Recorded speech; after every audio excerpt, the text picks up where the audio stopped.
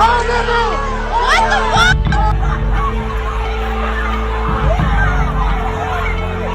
We're protesting, we're kneeling down, right? Yeah. We go up to circle around, they start bringing shit out, they start spraying shit. They punch some chick in the face, bro. Really? I need Javier's phone. I need Javier's phone. Does anybody know where the Javier's phone is?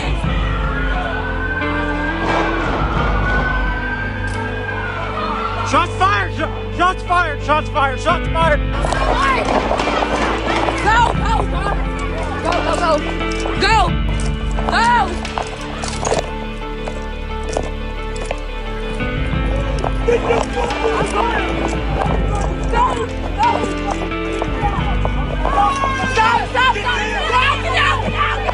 Get out!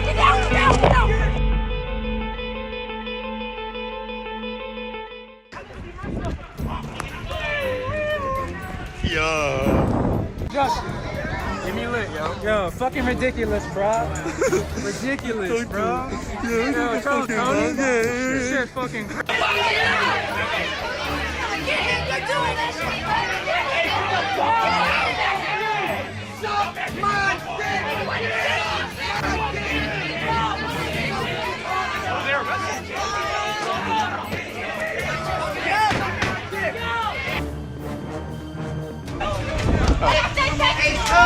Get her ass out of here.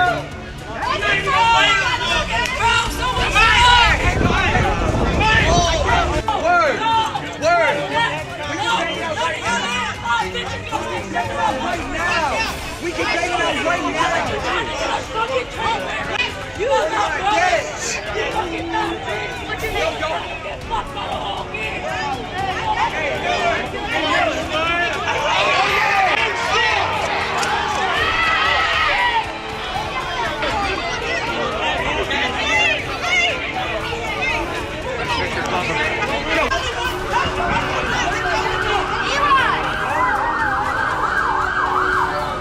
Here we go. Oh yeah, here we go.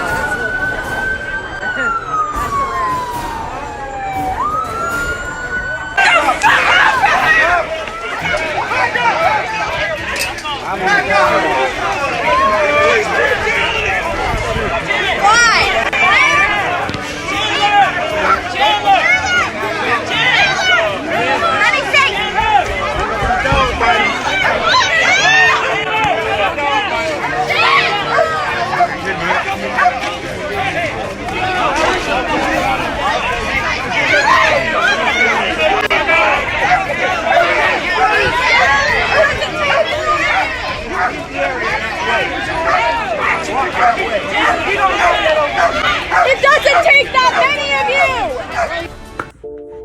you! Yo, y'all, what's up? My name's Gordon. I'm doing this for my man Spoovy. He posted a thing about talking about like police brutality and stories and stuff like that. I thought I at least put my story out there. The story of my family also. The way that I really feel about this is, I feel 50-50, you know what I mean? I don't believe in, the rioting and the looting and stuff like that. I think it's wrong because, we're taking away from, our black businesses and stuff like that. But on the other side, I feel like, this has been blowing up, for a really long time. And, in the past when, we've had, our brothers and sisters, shot and stuff like that and killed, these big corporations that are getting looted, they turned on us, you know what I mean? They, they valued their dollar more than they valued us, as a community.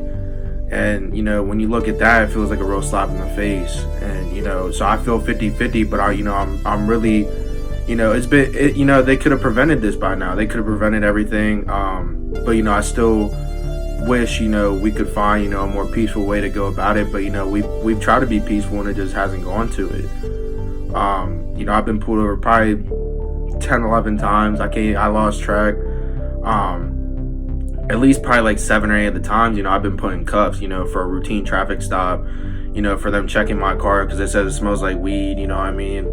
And, you know, just being put in cuffs, you know, it's degrading. Like, you know what I mean? It makes you feel like you're less of a human when you're put in cuffs for absolutely no reason. And, you know, a lot of white people don't understand that, you know, when you're getting pulled over and stuff like that as a black man, you know, you're already black and you're a black man, you know, it already puts, you know, 2 out of 3 strikes on you. And, you know, growing up, you know, my little brother and I, you know, were fortunate that we didn't really have to go through any of that because, you know, my parents were, you know, just smart about the way they handle things. But unfortunately, like, you know, my cousin, he wasn't so lucky because, you know, I personally didn't get to know him. You know what I mean? This was back in 2010. You know, I knew who he was, but I didn't really get to know him. You know what I mean? Because, you know, the police took him. You know, he had just graduated. You know, there was a fight breaking out at the apartment complex, and, you know, he got tasered to death. And, you know, as, you know, I was growing up, you know, my mom, she wouldn't really, you know, tell us what happened and stuff like that. And then, you know, finally came the day when she told us, you know, it really hit hard just because, you know, I really wasn't old enough to, you know what was happening. I didn't get to, you know, know him. You know, I didn't get to see him succeed. I didn't get to see him, you know, go on and, you know, start a family and stuff like that. And, you know, it just really hit hard because, you know, he was such a great guy, you know what I mean? Like, he was, you know, going to Bowie, you know, he got a full scholarship. He was deaf. So, you know what I mean? Like, that, he was beating the odds, you know, being a black man, and, you know, getting that taken away from you right in front of your eyes was just, it was breathtaking because, you know what I mean? Because, you know, they lost the case, of course, you know, against the state of Maryland. And it just really hit home, you know, when my mom finally told me exactly what all happened. And it really opened my eyes because, you know, even at 10, you know, you knew he was a great guy. You know, he always looked out for us, you know. I only have a few fond memories just because, you know, they took that away from us. This isn't even about opinions anymore. This is really just about, you know, like, basic human rights. Like, everybody, like, nobody should be getting killed based off the color of their skin. You know, I think, you know, there has to be change, or there's if they don't do good change, there's going to be bad change. Either way, there's going to be change. So, you know, Trump and them have the power to, you know, assess it and make it a peaceful ending compared to a destructive ending. So that's all I got to say. This shit is ours. We closed the whole block. They tripping, bro. This shit's ours. Leave the area. I'm talking to you. You have to leave the area. Yeah, you have to leave the area. What? You're under arrest. What? Get up. What? What? What the fuck? He didn't do nothing.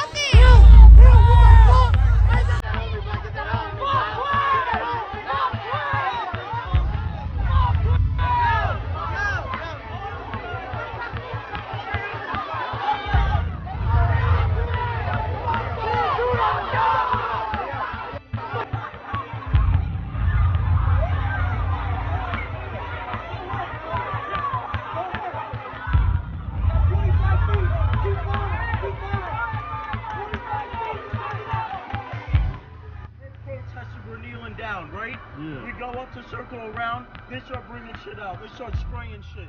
They punch some chick in the fucking face, bro. Really? I need Javier's phone. I need Javier's phone. Does anybody know where the fuck Javier's phone is?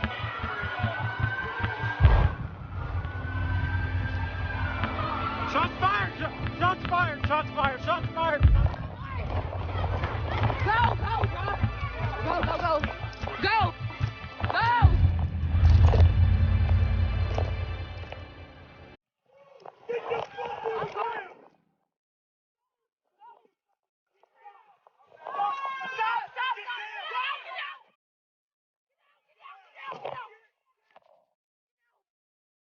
Get down, bro. They told us to get down, bro. Hey, put your hands up! Put your hands up, yo! You'll be fine, okay? Do you have anxiety? I do too, you'll be fine. Hi, my name is Amaya Crush, and I want to talk about a few things that have been going on in where I live. The police, they enjoy their power too much. And with that being said, there have been several police officers that have killed innocent black men, black women, white women, white men. It's crazy. There have been plenty cops up here that have put their hands on children, pushed them, used brutal force, it's ridiculous. You guys are enjoying the badge and the power too much. You guys are supposed to protect and serve us, so protect and serve. Not beat us up, kill us, and then get paid to leave for it. And I want to tell you guys a story about how a 7-year-old girl turning 8 was shot at a local park, and not only by a local man in Martinsburg, a police officer. So we arrive at the park, we're getting situated, set up, putting the food on the grill. The kids start playing, they turn on the music. Some kids go swimming, some kids start dancing on the table, some kids are playing tag and just running around. When you're with your family, you don't really expect nothing crazy to happen or unexpected, like a shooting at a park. So, and the weird thing is, this guy was at our cookout, but we didn't know who he was. So, why are you at our cookout if we don't know who you are? This guy, Danny, that's what we're gonna call him. He and this other guy, we're gonna call him Z. Danny and Z. So they're talking, looks like a civil conversation. So we really don't pay no mind. A few moments later, after they're done talking, Danny pulls out a gun. So he pulls a gun out and shoots. He misses. After he does that, that's when everybody just starts running because, it's fire. Like, it's not even time for the fireworks. So what's that noise? Is someone shooting? Like, instantly, everybody just ran. So while everyone's running, I'm there. Where we're at, we're kind of surrounded by trees. So I was right by the pavilion at first. I started running, and then right by when I'm about to leave the pavilion, I get hit in my leg. But I don't notice it because I'm running so much. I got adrenaline in me. I just want to get home and be safe. So after I'm running, the first bullet hits me, the second bullet hits me. And that's when I run into a tree. So I fall back, and then I get my uncle and then my cousin come and pick me up. Then they drag me to my cousin's car, and this is he just pulled up, and then he see me on the ground.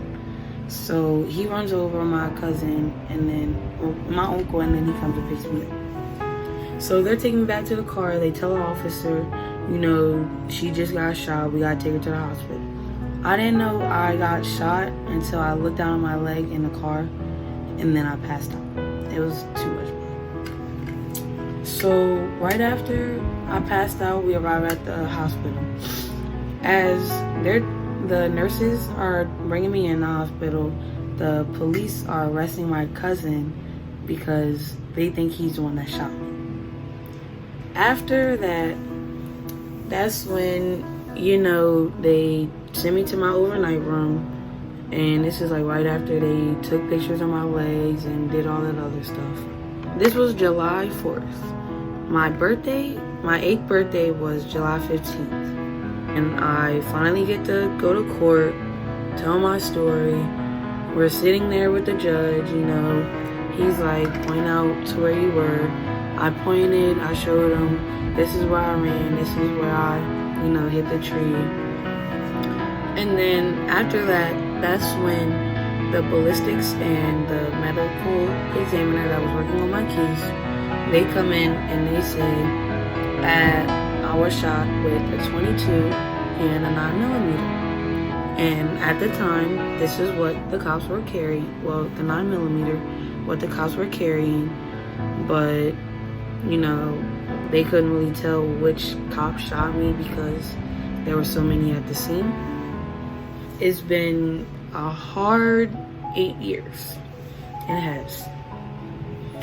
I suffer from PTSD and anxiety, and it's very stressful at times because, 4th of July, it still kind of gets to me sometimes. So all we really want at the end of the day is to be heard and get our points across.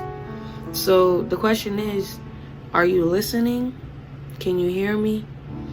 And thank you for listening to my story.